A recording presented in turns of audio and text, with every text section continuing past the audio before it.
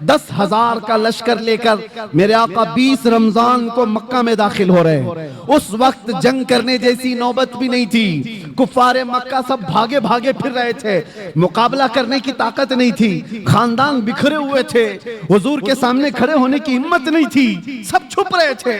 और नबी पाक सल्लल्लाहु तआला अलैहि वसल्लम के सहाबा शाहाना अंदाज में हरम काबा में दाखिल हो रहे थे। लब्बैक की सदाएं गूंज रही थी, हरम काबा की सरजमीन चूमी जा रही थी और अल्लाहु अकबर की सदाओं से मक्का गूंज रहा था। उस वक्त जानते हो 10,000 का लश्कर जब मक्का में आया हो, हैबत ऐसी तारी थी सबके दिलों पर कि लोग दीवारों से चिपके हुए खड़े थे, कोई दरवाजों के अंदर बंद खड़े थे। लेकिन मेरे आका सल्लल्लाहु अलैहि वसल्लम जब हरम काबा में आए, अजान दी गई और फिर मक्का वालों को बुलाया गया। कहाँ हैं सारे लोग? हैरत होती, आपको तारीख उठा करके देखो, हैरत होगी।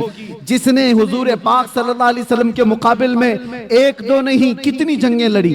जंगे बदर में मुकाबले में अबू सुफियान है, जंगे उहद में मुकाबले में अबू सुफियान है, जंगे खंदक में मुकाबले में अबू सुफियान है। हुजूर के मुकाबले में अबू सुफियान इतनी जंगे हुजूर के मुकाबले में लड़ते रहे और हुजूर उस दिन ऐलान करते हैं, मक्का के फतेह मक्का के दिन जब पावर हाथ में है, मेरे आका फरमाते हैं जो भी मक्का में इधर उधर छुप करके भाग रहे हैं उनको डरने की जरूरत नहीं। जो मेरे दादा अब्दुल मुत्तलिब के घर में आ गए वो पनाह में है, जो अबू सुफियान के घर में आ गए वो पनाह में है।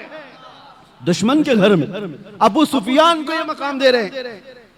हुजूर फरमाते जो अबू सुफियान के घर में आ गए वो पनाह में है, जो खाने काबा के इर्द गिर्द आ गया वो पनाह में है, उससे जंग नहीं की जाएगी। और जो तलवार उठाया हुजूर से मुकाबला करना चाहा वो कैदी बना करके लाए गए, पकड़ करके लाए गए। फतेह मक्का का दिन है। सहाबा तो सहाबा है जो बरसों से जंगों की जिंदगी देख रहे हैं हुजूर के साथ। मेरे अजीजों, उनकी कुर्बानियां कम नहीं है। हजरत अबू हुरैरा से पूछो, हदीसें बताती हैं ऐसी ऐसी जंगों में सहाबा गए, कहते हैं कि पैरों पर कपड़े बांधने पड़ते थे, सारे नाखून उखड़ गए थे।